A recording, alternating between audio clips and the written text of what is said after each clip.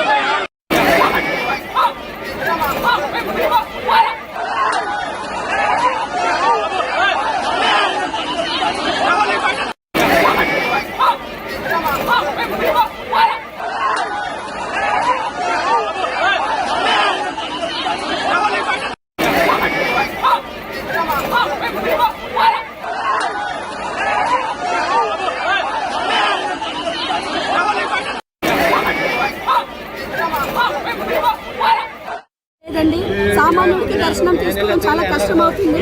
దయచేసి మీరు యాక్షన్ తీసుకోవాలని సిన్సియర్గా కోరుకుంటున్నాను సార్.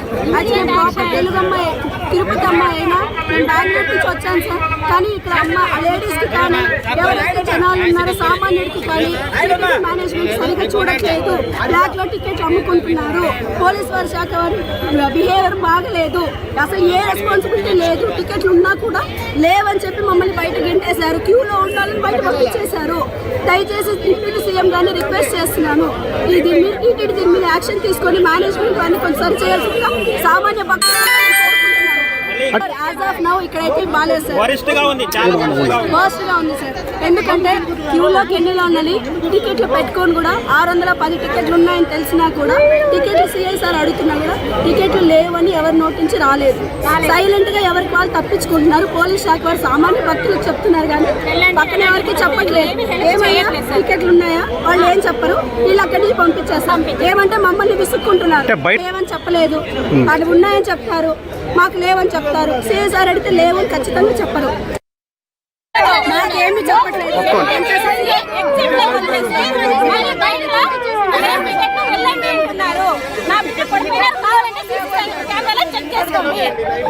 పోలీసులు సాయం పెట్టి